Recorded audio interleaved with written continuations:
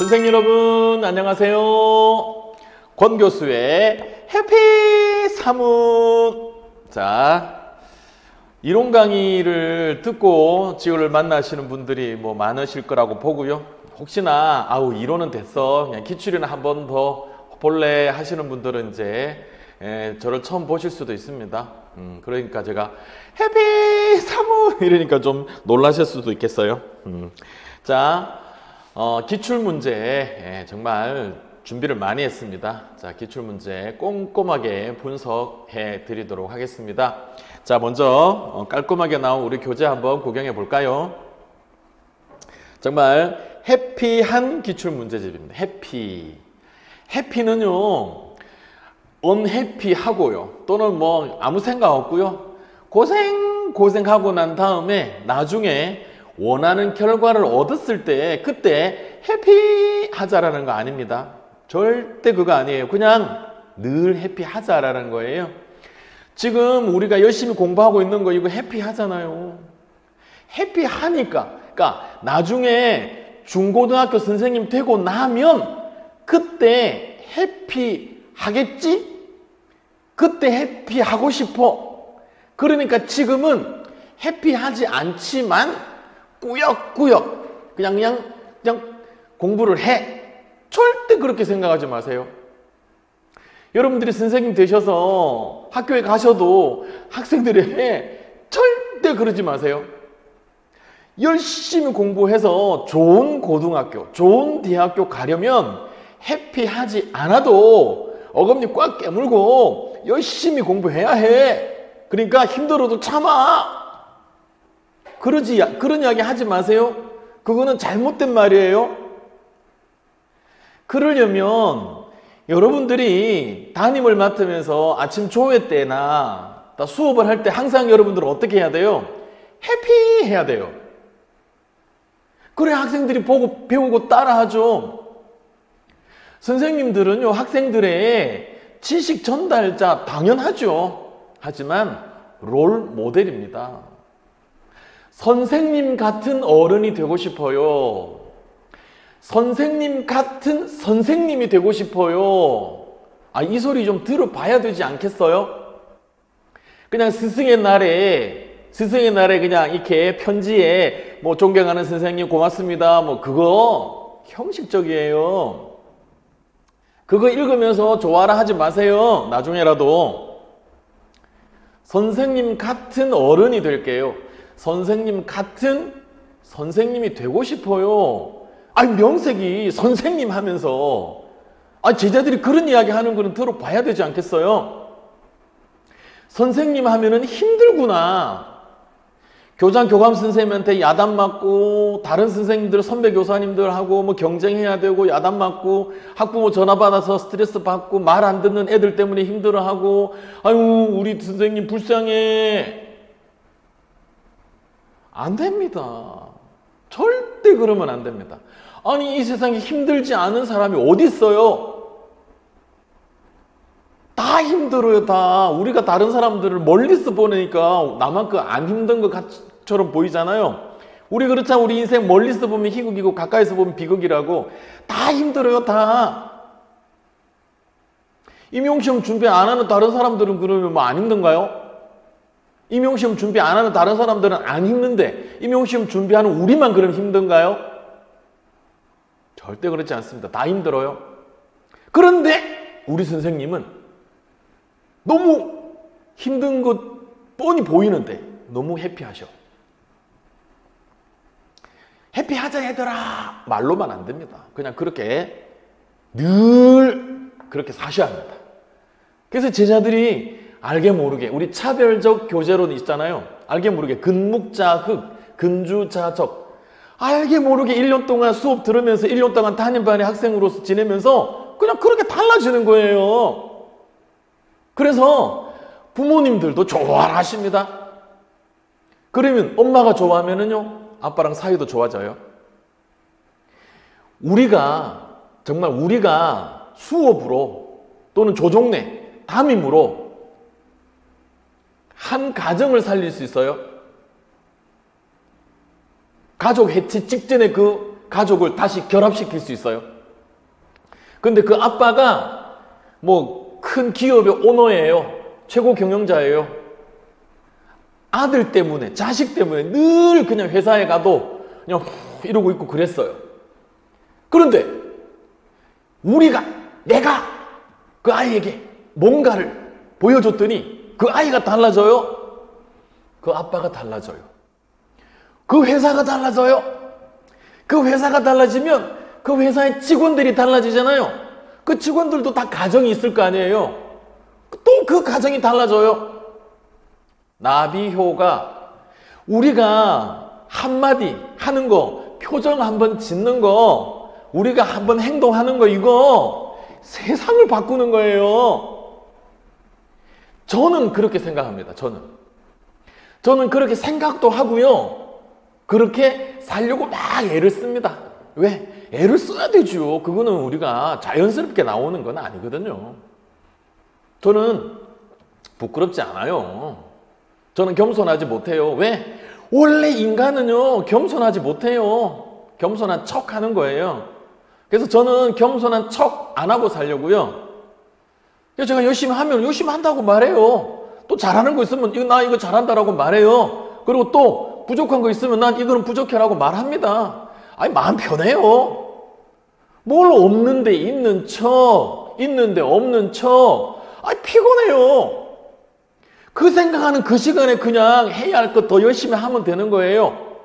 하지도 않아. 하면 안 되는 거, 해서는 안 되는 거는 그냥 안 하면 되는 거예요.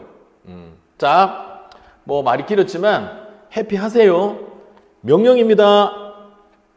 명령이에요. 우리가 살아 숨쉬는 한 우리는 해피해야 해요. 근데 알겠는데요. 권 교수님 알겠는데요. 근데 사람이 그렇게 되나요? 미래에 대해서 또는 현재에 대해서 조금만 생각을 해도 우울하고 걱정되고 불행하다 싶은데, 그러니까 우리가 뭐예요? 그런 생각을 안 해야 돼요. 그런 생각을 하지 말자고요. 그냥 제 교재에, 이론 교재에 있는 게 Stay foolish, just do it. 그냥 늘 해야 하는 그걸 하고 있으면 돼요. 식사를 하든 일을 하든 공부를 하든 그냥 그거 하고 있으면 돼요. 그거를 멈추니까 불안, 불행, 우울, 염려, 걱정이 우리를 이렇게 하는 거거든요. 스님들도 그래요.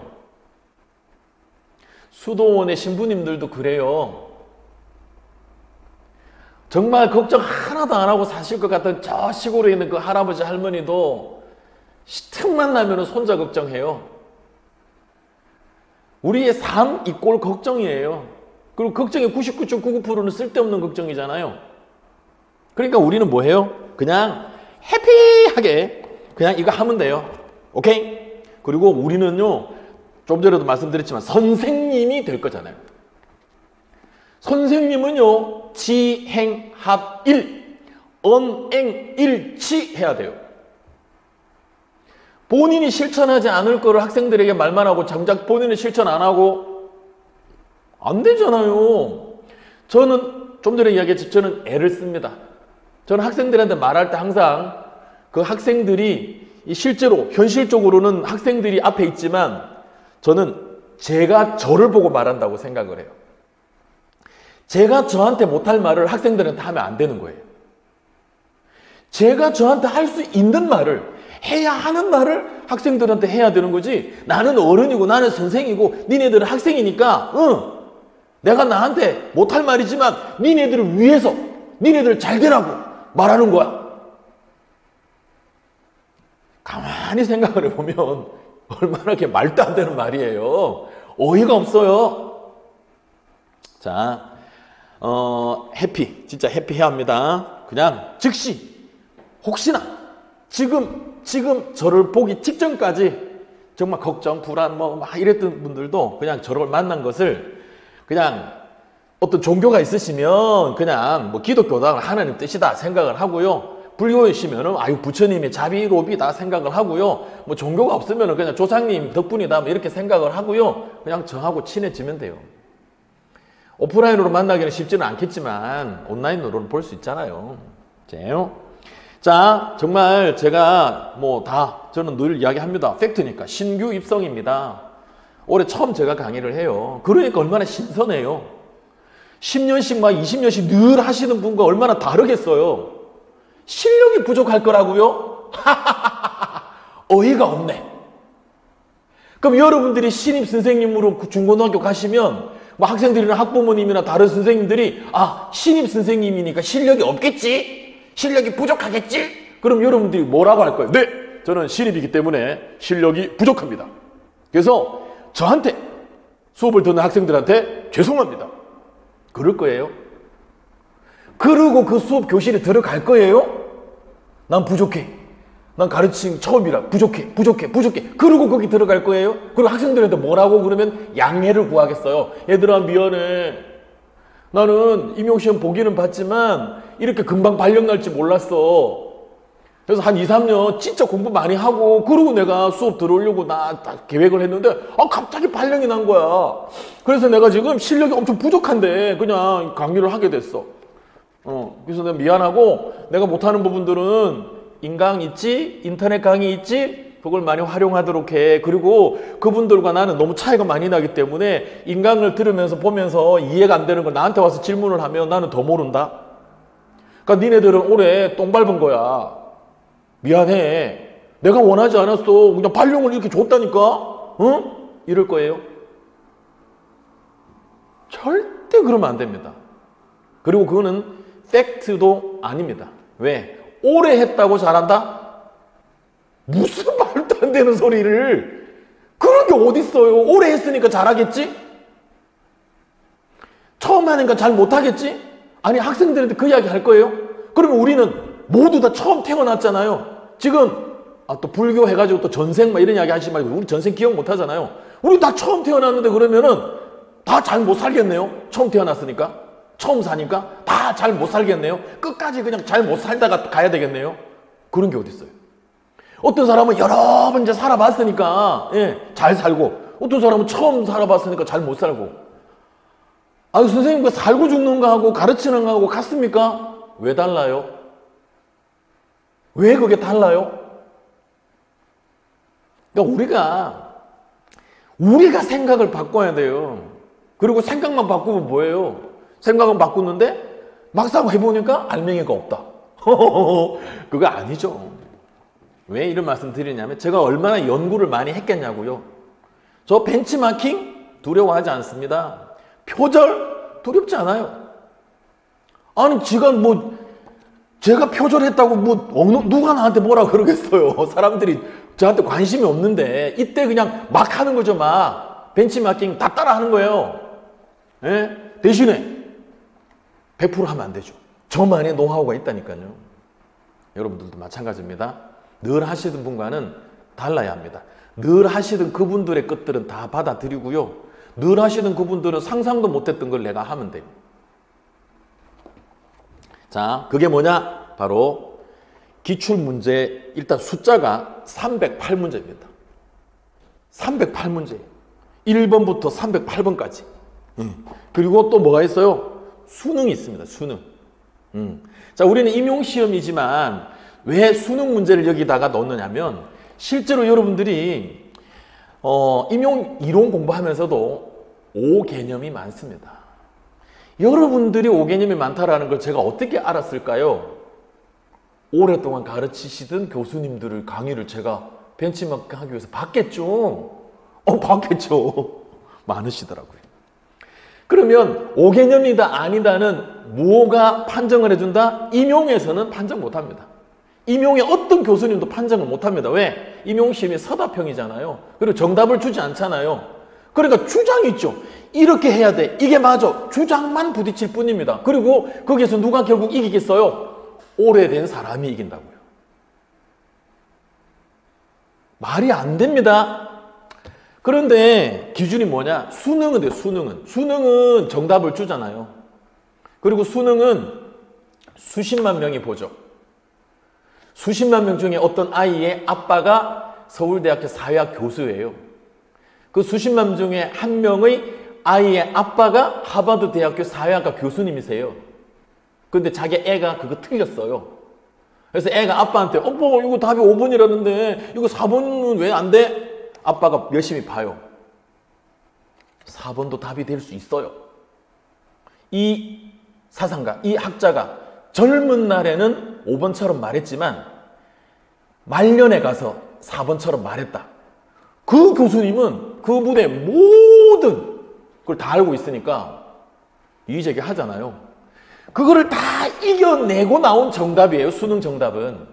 그래서 수능이 헷갈리는 그런 개념 기준입니다.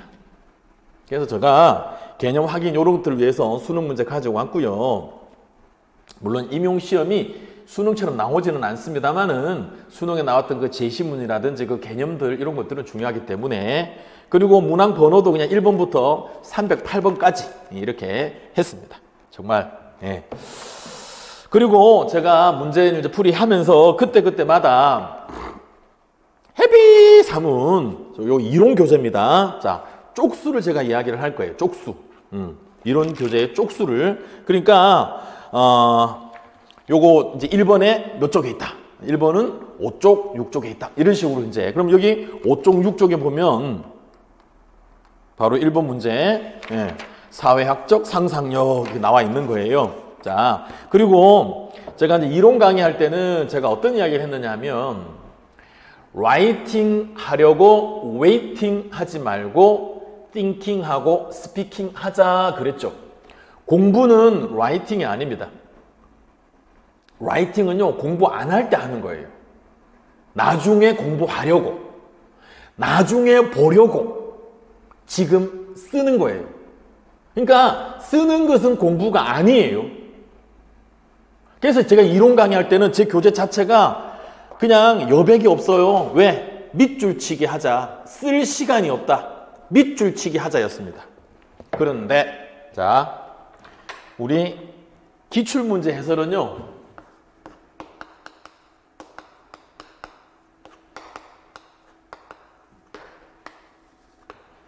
기출문제 해설은 받아쓰기 해야 합니다. 기출문제 해설은 받아쓰기 해야 돼요. 네. 나중에 또 봐야 합니다. 보고 또 보고 해야 합니다. 그래서 지금은 받아쓰기 합니다. 정답을, 서술형 정답을 제가 워드 작업을 해가지고 사이트에 올릴 수도 있지만 그러지 않을 겁니다. 왜냐? 그렇게 하면 여러분들은 제 목소리 안 듣고요. 요 상황 이런 거 관계없이 그냥 그것만 다운받아가지고 그냥 이렇게 늘 하듯이 눈으로만 할 거거든요. 그래서 받아쓰기 해야 합니다. 받아쓰기 해야 합니다. 자, 기출문제집은요, 뭐다? 사골이다, 사골. 그리고 사전이다. 자, 사전을 만들어야 돼요. 온갖 것들을 다 기록을 해서 사전을 만들어야 합니다. 필기, 받아쓰기 해가지고 사전을 만들어야 하고요. 사골 아시죠? 사골. 몇 번을 우려내야 돼요. 우려내야 돼요. 문제 하나가 보석이에요, 보석. 문제 하나하나가 보물이라고요. 한우 사골 우려내듯이 한 문제를 그냥 아예 그냥 싹 그냥 다 살도 발라내고 그거 그냥 넣어가지고 그냥 푹 가마솥에 넣어가지고 끓여가지고 사골로 만들어야 돼요. 그리고 사전으로 만들어서 언제든지 뽑아볼 수 있도록 해야 합니다. 그래서 어떤 걸 하나 권할 수 있느냐 하면 미리 풀어오지 않아도 돼요. 미리 풀어보지 않습니다. 그러니까 미리 풀어보고 싶으시면 미리 풀어보세요. 뭐 기입형 같은 것은 미리 풀어도 되고 객관식도 미리 풀어도 되겠지만 서술형 같은 경우에는 여러분들이 미리 푸는 것 자체가 큰 의미가 없습니다. 예, 그래서 미리 풀고 교수님 강의를 봐야지 안 됩니다. 지금은요, 그냥 받아쓰기만 하면 되는 거거든요. 받아쓰기에서 여기 여백에다가 그냥 빼곡하게 써놔야 되는데, 근데 제가 받아쓰기를 할 건데 제가 불러드릴 건데 많아요. 왜 제가 받아쓰기 하느냐 하면 제가 판서를 하면 제가 워드 작업을 해가지고 PPT로 빵 띄워주거나 홈페이지에 올리는 것은 안 된다 그랬어요. 그거는 너무 비효과적입니다. 그래서 제가 그러면 PPT로 여기다가 빵 띄우는 것도 역시나 안 됩니다. 여러분 정지해놓고 그거 찍을 거잖아요. 그래서 그거보다는 제가 말로 할 거예요. 제 억양으로, 제 악센트로 제가 말을 할 건데 많기 때문에 빠를 수도 있어요. 그러니까 여러분들 어떻게 하면 게 좋으냐 하면 처음부터 이 여백에다가 써도 되지만 그러니까 쓰다가 보니까 좀 넘쳐요. 그러면 막 유린다 막 쓰고 막 어우씨 막 이럴 수 있잖아요. 그러니까 처음에는 백지 노트에다가 스케치북 같은 백지 노트에다가 막 쓰거나 아니면 알아서 하세요. 그 다음 그 뭐 나름의 노하우가 있을 거라고 하고 내 그것까지 이야기하면 좀 위험하니까 내 그 이야기는 안 할 테니까 그러니까 백지 노트나 이런 데다가 막 날림 글씨로 팍 써요. 막 써요. 그리고 나중에 요 1번 관련해서는 요 정도 쓰면 되겠다가 나와 있잖아요. 그러면 거기다가 보기 좋게 알록달록. 왜? 사전이니까. 사전으로 만드는 거예요. 그리고 정말 올해 여러분들이 성공하셔야 됩니다. 올해 우리 성공하자고요. 그런데 정말 안타깝게 올해 아쉽게 안 됐다. 그래도 한 번 더 한다. 그러면 뭐예요? 사전이 있잖아요. 사전이 있잖아요. 예. 사전을 매년 사나요? 사전을? 그러니까 만에 하나 내년에 또 하더라도 그냥 이 기출 문제는 요거 한 권으로 끝. 자, 그렇게 권합니다. 자, 이제 요게 이제 OT였고요. 바로 1번으로 갈게요. 자, 우리가 24시간입니다. 24시간 강의를 할 거고요. 3824 해서 24시간 강의를 할 거고 문항수가 308문항이에요. 그러니까 한 번 할 때 한 40개 정도, 48, 32 그렇죠? 한 번 할 때 한 40개 정도를 해야 돼요. 근데 이제 어떤 문제는 꼼꼼하게 해야 하니까 반드시 뭐 한 강의당 40개 안 그럴 수 있습니다. 안 그럴 수 있고요. 그거는 그때그때 봐서. 뭐 예를 들면 뭐 수능 문제 같은 경우는 그냥 정답만 한번 불러주고 그리고 여러분들이 찾아봐도 돼요. 왜냐면은 이게 몇 학년도 수능에 몇 번 문제다 다 표시가 되어 있기 때문에 여러분들이 그냥 평가 사이트 들어가가지고 정답 확인해도 되는데 그것도 번거로우니까 제가 정답은 불러드릴 수도 있어요.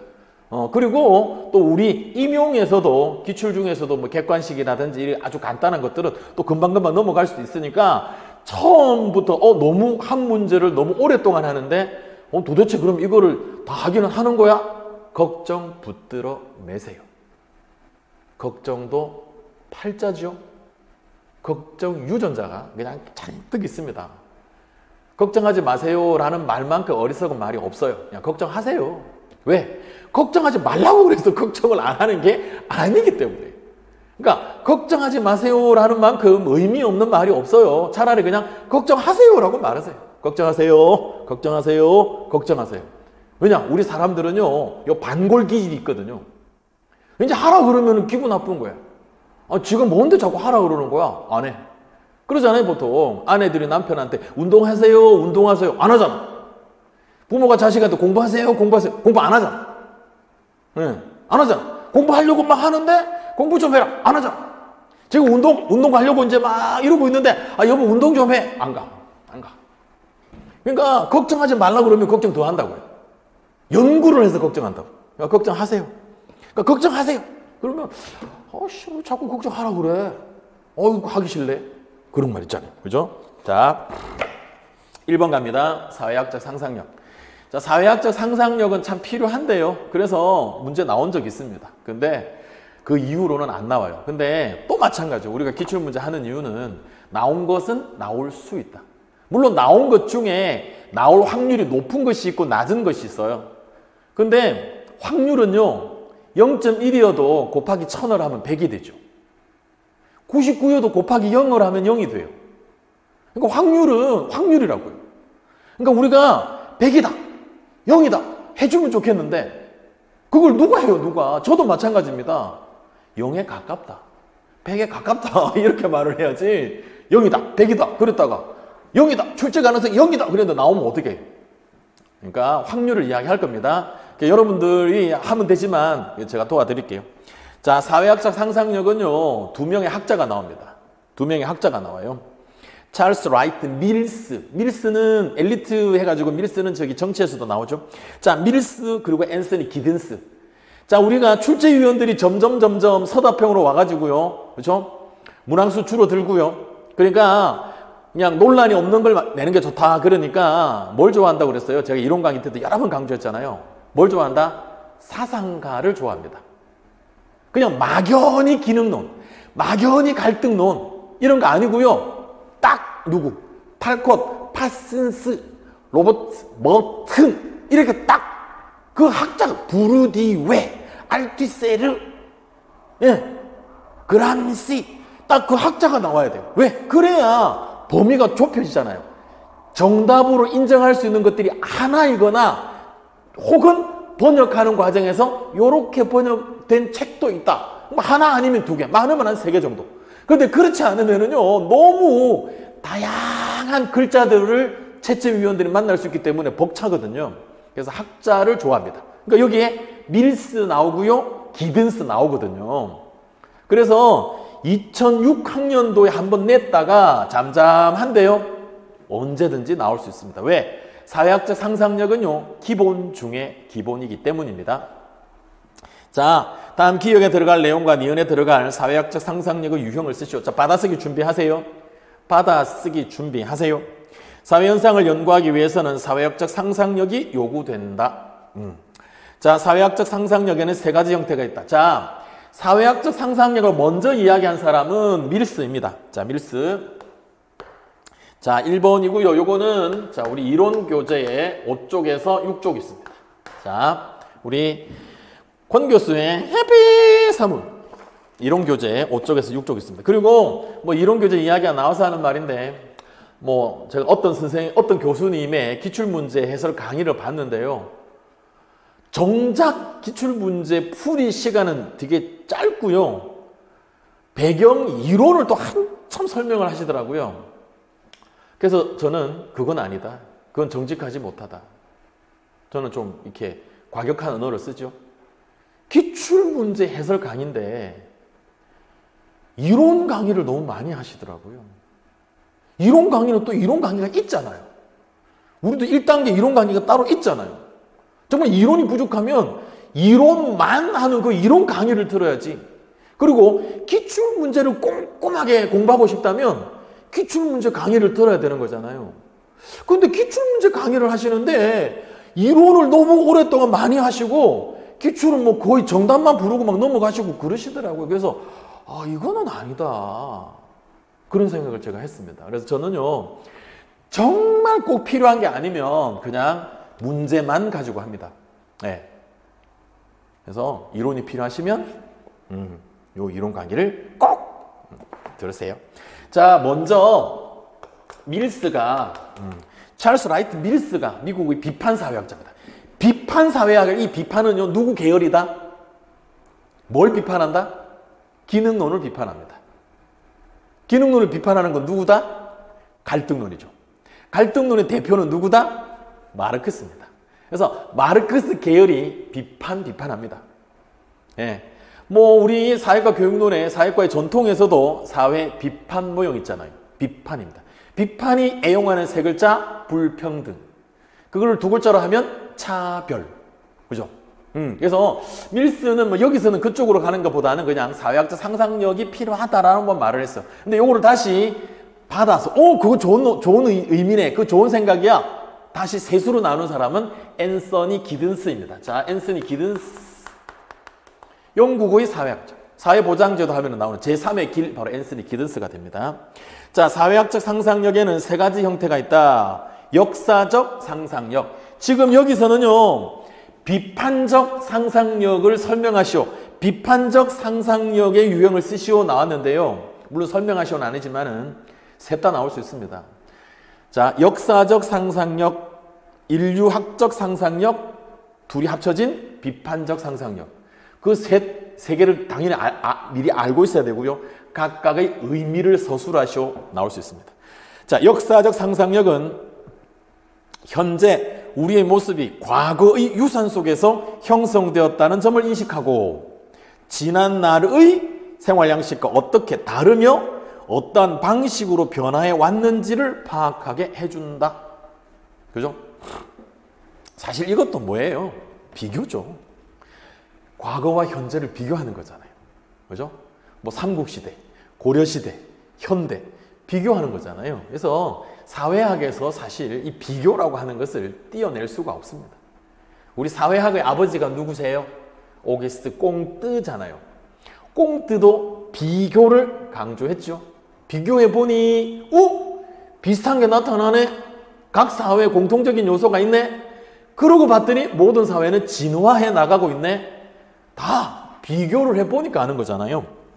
자, 인류학적 상상력은 비교사회적 상상력이라고 합니다. 자, 비교사회적 상상력. 사실 역사적 상상력은 방금 비교라는 말을 했는데 그건 종단적인 것이 종단적인 겁니다. 다른 시점에서 과거와 현재, 꼭 현재는 아니더라도 어쨌든 시간적 흐름에 따라서 비교를 하는 게 종단적인 것이죠. 그걸 역사적 상상력이라고 하고요. 인류학적 상상력은 횡단적이라고 보면 되겠습니다. 자, 그래서 비교사회적 상상력이라고 할 수 있어요. 뭘?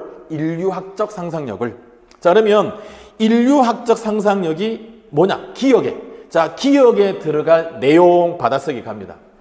자, 기억에 들어갈 내용 받아쓰기. 자, 준비하세요. 그냥 백지, 스케치북 같은 이런 데다가 그냥 확 날림 글씨로 썼다가, 그리고 여러분들이 이제 시간 내어서 여러분 이 우리 교재에다가 이렇게 예쁘게 꼼꼼하게 옮겨 쓰면 기분이 좋을까요? 안 좋을까요? 아, 기분 좋겠죠. 공부는요, 기분 좋게 해야 돼요. 해피하게 해야 돼요. 자, 인류학적 상상력 받아쓰기 갑니다. 자, 각 나라와 지역의 삶의 모습의 차이를, 각 나라와 지역의 삶의 모습의 차이를 비교해 봄으로써, 설마 써와 서를 구별 못하는 우리 선생님들은 안 계실 거라고 하고 그냥 요거는 넘어가겠습니다. 비교해 봄으로써 특정 나라나 지역의 특성을 이해하려는 상상력 또는 사고방식이다. 이렇게 하면 되겠습니다. 핵심만 쓰면 돼요. 장황하게 길게 쓰는 거 절대로 유리하지 않습니다. 길게 쓰다가 삐끗하면은요, 감점 요인이 발생합니다. 차라리 좀 부족하게 썼는데 쓸 것만 쓴 게 더 나아요. 한 가지만 쓰시오. 그럼 반드시 한 가지만 써야 합니다. 한 가지만 쓰시오 그랬는데 자기 공부 많이 했다고 두 가지, 세 가지 쓰다가 그 두 번째, 세 번째 쓰던 게 삐끗하면은 안 됩니다. 왜? 한 가지만 쓰라 그랬는데 세 가지를 썼는데 그 세 가지 중에 하나가 정확해요. 그래서 이걸 그냥 정답 처리해가지고 2점짜리 2점을 다 주면 당연히 응시생들은 그냥 여러 개 쓸 거 아니에요. 그 중에 하나도 걸려라 이런 식으로. 그럼 채점위원들이 그 어떻게 채점을 하겠어요? 그러니까 한 가지만 쓰시오 그러면 한 가지만 써야 돼요. 핵심이 중요합니다. 자, 그리고 역사적 인류학적 상상력을 바탕으로 우리는 시공간적으로 열린 사고를 할 수 있다. 자, 역사적이 시간적으로죠. 인류학적이 뭐예요? 공간적이잖아요. 시간적, 종단, 공간, 횡단, 그죠? 다 이게 정리가 되죠?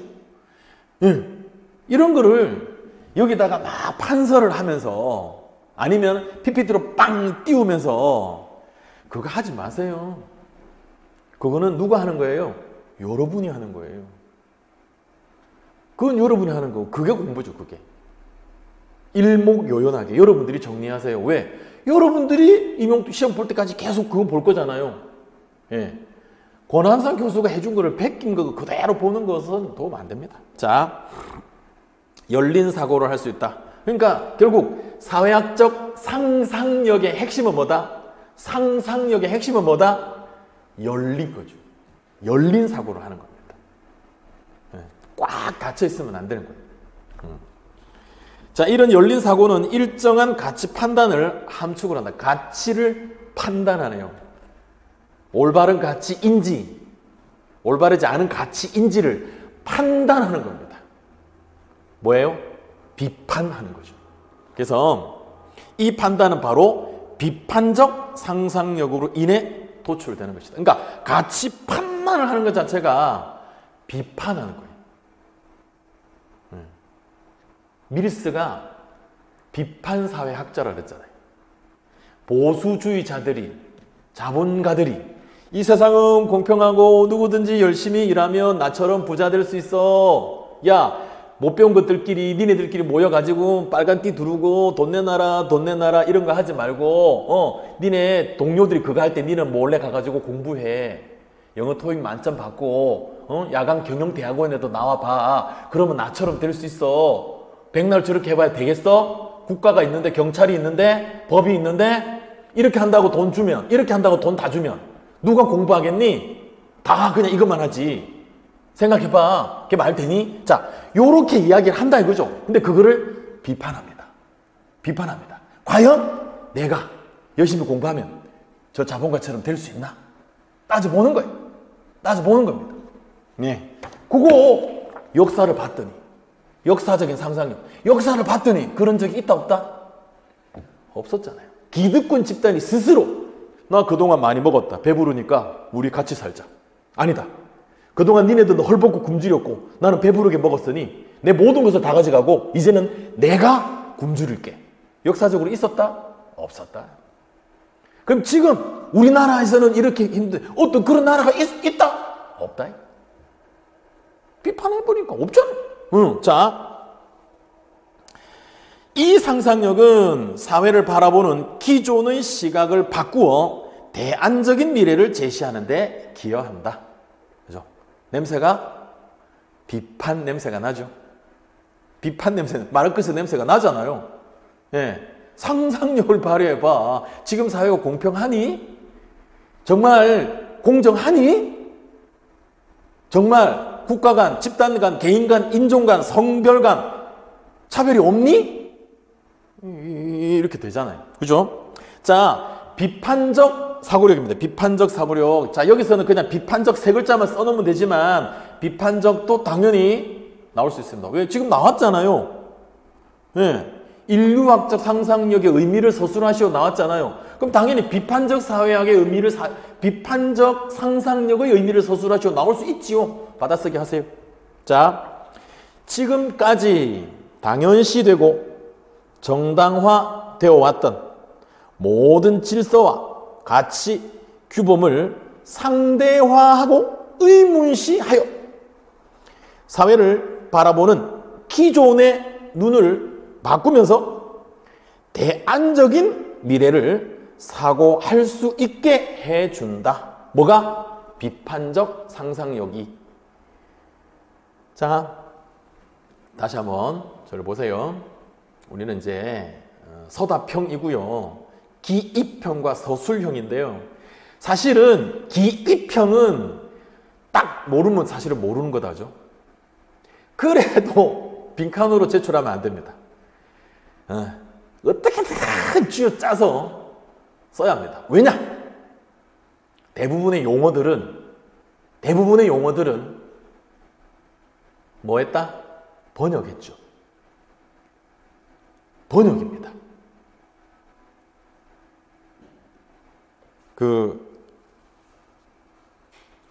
어빈 고프만의 연극 모형 이론 또는 연극학적 접근 이론의 책에 보면 그 영어로는요, everyday life예요. everyday life. 근데 이거를 어떻게 번역해 놓느냐 하면 어떤 책은 보다 더 보편적인 게 일상생활이에요. 일상생활. 그런데 어떤 책은 어떻게 번역이 되느냐? 매일 삶. everyday life라고 매일 삶 이렇게. 근데 요즘에는 일상생활. 그러니까 용어들도 거의 대부분 우리나라의 다산정약용 선생님이 사회학을 창시하신 게 아니잖아요. 프랑스의 오기스트 꼼뜨가 창시했고요. 독일의 사회학자 베버가 엄청나게 발전시켰고 지금도 많은 서양의 학자들이 많잖아요. 그러니까 그들의 용어를 우리가 번역을 하잖아요. 그러니까 좀 외래어를 그대로 쓰는, 예를 들면 아노미 같은 경우에를 뭐 에넘이라고 쓴다든지 이러면 안 되겠지만은 한글로 쓰는 거, 예를 들면 루스 베네딕트의 문화의 패턴인데요. 이거는 문화의 유형이라고 쓸 수도 있거든요. 패턴도 되고, 왜냐면은 책을 번역할 때 패턴을 그대로 패턴으로 한글로 쓴 책도 있고 유형으로 번역을 해놓은 것도 있어요. 그러니까 기입형이라 하더라도 딱 봐서 모르겠다 그래가지고 보기 이러면 안 되고, 시간은 넘치고 넘칩니다. 90분 시간은 넘쳐요. 그러니까 모른다고 그냥 이러고 있지 말고 그냥 쥐어짜서 뭐라도 기억을 해내라라는 이야기고요. 특히나 서술형입니다. 서술형은 사실 객관식을 처음에 찍은 게 답이죠. 근데 서술형도 마찬가지입니다. 처음에 막 썼던 게 어쨌든 핵심 내용이 나올 수 있어요. 처음에 막 썼던 게 거기에 핵심이 딱 떠올라서 단어, 중요한 표현 몇 가지 있을 수 있습니다. 하지만 이게 완성된 문장으로 지금 서술하기가 부족하잖아요. 그렇다고 해서 여러분들이 방금 말했던 그런 중요 용어라든지 개념 이런 것들을 끄적끄적 안 해놓고 일단 모르겠다, 완성이 안 된다, 쓸 수가 없다, 그래서 그냥 넘어가 버리면 안 됩니다. 바로 떠올랐을 때 단어들을 몇 개를 그냥 끄적끄적 해놓는 거고요. 그리고 이제 23문제를 다 보고 했더니 시간이 널널하게, 물론 12문제, 11문제 풀지만 일단 A에 12문제 풀고 다 봤더니 시간이 90분인데 70분이 남아요. 시간이 널널한 거예요. 오히려 이렇게 오랫동안 열심히 공부한 게 허탈할 정도로 너무 그냥 금방 나오는 거예요. 근데 과연 그게 완성일까요? 아닙니다. 그때부터 퇴고해야 돼요. 퇴고 아시죠? 글 이렇게 썼다 지웠다. 근데 이제 여기는 뭐 화이트 이런 건 안 되고요. 그렇죠? 볼펜도 두 줄씩 찍어야 되는데, 근데 그 전에 끄적끄적은 하면 돼요. 계속 해야 돼요. 종칠 때까지 계속 보다 더 깔끔하게. 같은 단어가 같은 의미의 어떤 용어가 반복되는 것은 아닐까. 내가 동사를 타동사로 써놓고서는 지금 목적어가 빠진 것은 아닐까. 뭐 이런 것들을 쭉 봐야 돼. 그게 승부입니다. 그걸 해야 돼요. 근데 대부분 안다. 막 쓰고 모르겠는데 포기. 내년을 기약하자. 어떻게 임용을 한 번만에 합격하겠어? 나는 올해 처음인데 이럴 줄 알았어. 역시 내가 공부가 좀 부족했군. 절대 안 됩니다. 자, 2번 가요. 사회학의 성립과 고전 사회학 이론입니다. 자, 바로 2023학년도 문제가 되겠네요. 바로 직접 문제가 됩니다. 근데 문제가 어떻다? 생각보다 어떻다? 쉽다. 자, 사회학자 에밀 듀르켐. 자, 에밀 듀르켐은 기억이 사회학의 연구 대상이며 단순히 개인적인 사실을 모아놓은 것이 아니라 근본적으로 다른 성격을 지닌 것이라고 주장하였다. 작성 방법 첫 번째, 괄호 안에 기억에 해당하는 용어를 순서대로 쓸 것. 사회적 사실입니다. Social facts. 자, 이론 강의할 때 제가 어떤 이야기 했었느냐 하면 율자 나오는 거, 율. 자, 듀르켐의 연구로 보면 대표적인 게 자살율, 빈곤율, 범죄율, 출산율. 자, 이런 율이 나온다라는 것은요, 그 앞에 있는 걸 뭐로 본다? 소셜 팩트로 보는다라는 거예요. 그러니까 율이 나온다라는 것은 예를 들면 자살을 이야기하면 자살 한 건만 보면은 율이라고 하는 단어를 쓸 수가 없죠. 그러니까 인구 몇 명당 자살이 몇 건 일어나느냐 해서 자살율이 나올 거잖아요. 빈곤율 마찬가지. 전체 가구가 몇 가구인데 거기서 빈곤한 가구가 몇 가구이냐. 여러 빈곤한 가구를 봐야 빈곤율이라는 단어를 쓸 거예요. 범죄율도 마찬가지죠. 인구 몇 명당 범죄 건수가 몇 건 해야지 범죄율이라는 게 성립이 된다고요. 그러니까 율자가 나온다라는 것은 거기 앞에 있는 그거를 뭐로 본다? 사회적 사실로 본다. 그러니까 왜 에밀 듀르켐이 많은 자살들을 연구했느냐? 그 자살을 뭐로 보기 때문이다? 개인적 사실이 아니라 사회적 사실로 보기 때문이죠. 그러니까 단순히 살기 싫어 자살 이게 아니고, 왜냐? 연구를 많은 자살들을 어떤 카테고리 범주를 가지고 해봤더니 어떤 지역의 자살률이 다른 지역의 자살률보다 높더라. 어떤 성별의 자살률이 어떤 성별의 자살률보다 높더라. 어떤 종교를 믿는 사람들의 자살률이 어떤 종교를 믿는 사람들의 자살률보다 높더라. 그러니까 이건 단순히 한 개인의 어떤 선택이 아니더라라는 거잖아요. 그러니까 뭔가 뭐 종교가 되었든 경제적인 어떤 여건이 되었든 사회 구조나 법률이 되었든 무언가 사회적인 것과 자살이 관련이 되어 있더라 이거죠. 바로 그 무언가가 바로 사회적 사실입니다. 그래서 에밀 듀르켐은 사회적 사실을 사회학의 연구 대상으로 삼아야 한다. 그래서 이 듀르켐을 사회학주의라고 표현하기도 하죠. 그리고 자기가 실제로 시범을 보였잖아요. 자살을 가지고 실제로 연구를 했잖아요. 네. 자, 그러니까 자살은 사회적 사실이잖아. 자, 그에 따르면 사회적 사실은 개인에게 영향을 미치는 외재적 실제이다. 자, 여러분 제가 안 보일 수도 있는데요. 정말 기출문제는 뭐다? 사골입니다. 사골. 살도 중요하고요. 살도 중요하고요. 국물도 중요하고요. 심지어 뼈 그 자체도 중요합니다. 뼈 그 자체도 다 쓸 때가 있습니다. 제시문 다 중요합니다. 다. 제시문 다 중요합니다. 왜? 이 문제의 제시문에 나왔던 그 내용을 나중에 이거를 쓰시오 나올 수 있어요. 객관식은 없기 때문에 선지로 만들 수는 없지만 쓰시오 나올 수 있습니다. 그래서 지금 첫 번째 줄에는 사회학의 연구 대상이며 단순히 개인적인 사실을 모아놓은 것이 아니라 근본적으로 다른 성격을 지닌 것. 뭐가? 사회적 사실. 개인에게 영향을 미치는 외재적인 실제. 뭐가? 사회적 사실.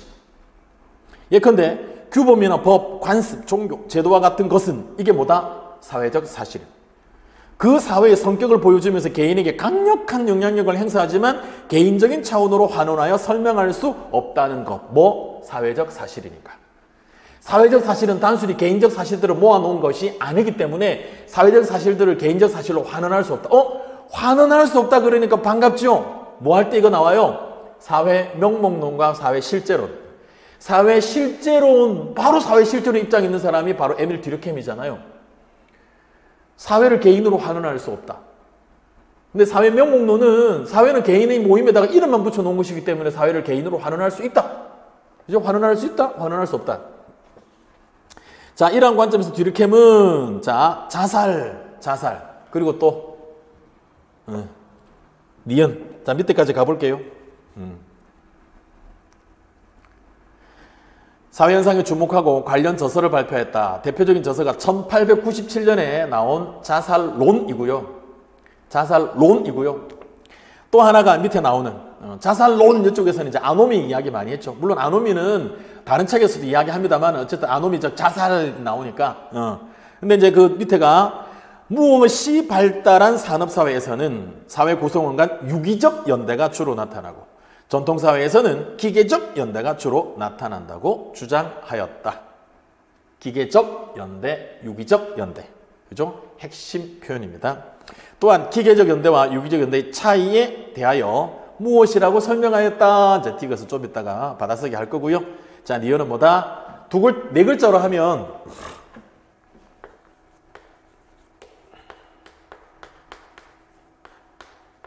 네 글자로 하면 노동분화입니다. 자, 노동분화. 두 글자로 뭐다?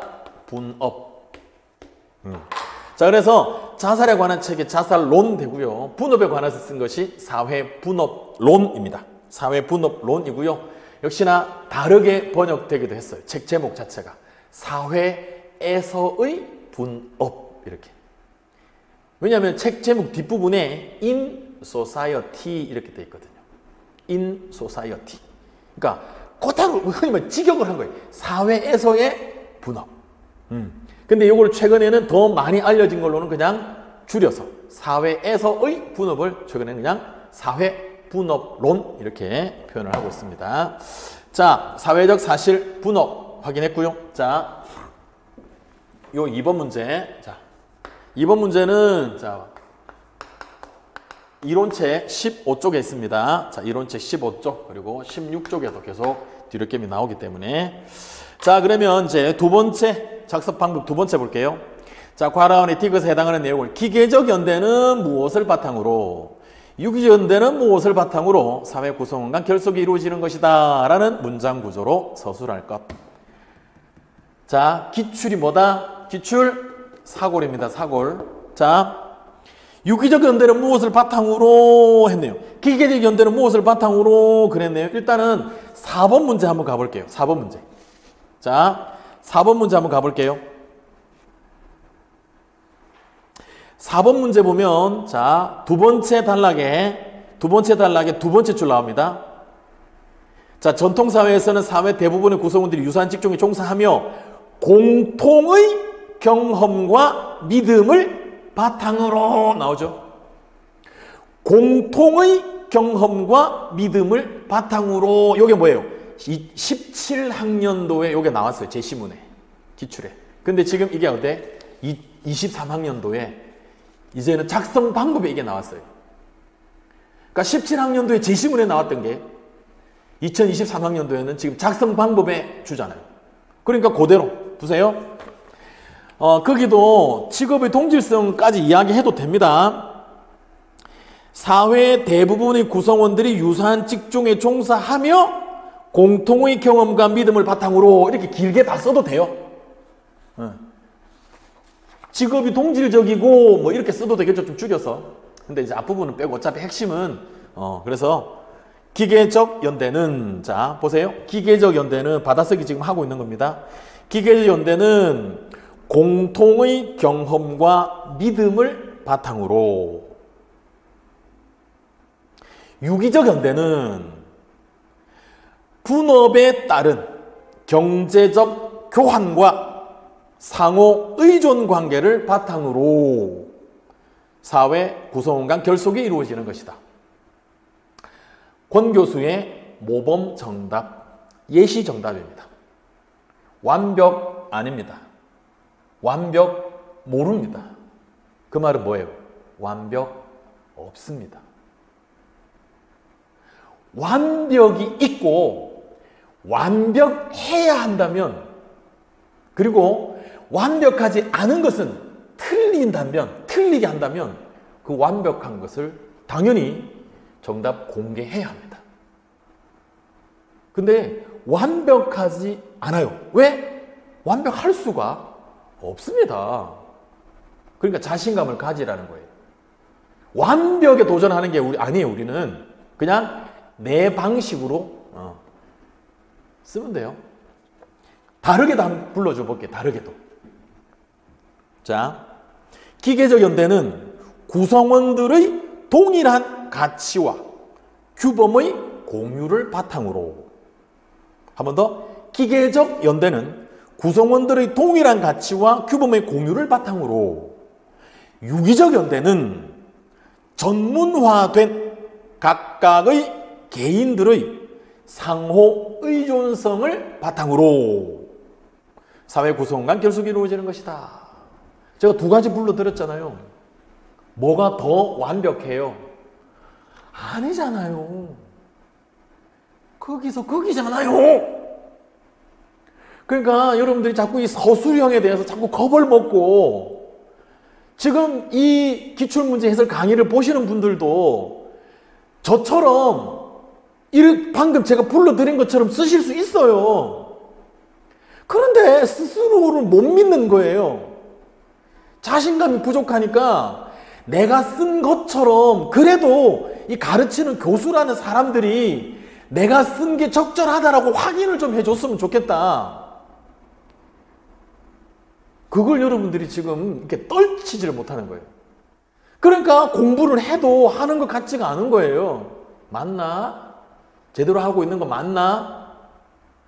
확인받으려고 하잖아요. 근데 우리가 당일날 생각해봐요. 임용시험 보는 당일날 그거 쓸 때마다 옆에 감독관이 확인해 주나요? 예, 잘 쓰고 있네요. 예, 그렇게 쭉 쓰면 되겠습니다. 안 하잖아요. 잘 쓰고 있는지 그거 없잖아요. 모르잖아요. 근데 우리가 공부할 때는 교수님이 누군가가 또는 기출문제 해설집에서 있는 걸 보고 내가 쓴 게 맞네. 이렇게 계속 공부를 하면 그 당일날 내가 쓴 것에 대해서 내가 확신을 가질 수 있겠냐고요. 그러니까 그냥 하는 거예요. 그냥 쓰는 거예요. 그리고 언제까지? 종칠 때까지. 뭐 해야 된다? 수정해야 됩니다.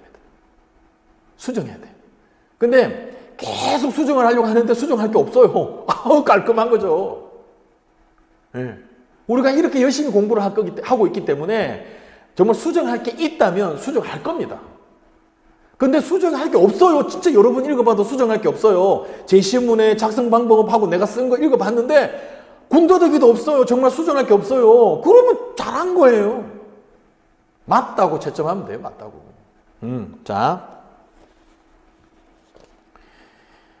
자, 에밀 듀르켐은요, 우리 출제위원들이 좋아합니다. 듀르켐은요. 그래서 계속 나옵니다. 네. 기출문제 계속 나와요. 그래서 뒤를 깨면 좀 더 여러 번 이야기를 하게 됩니다.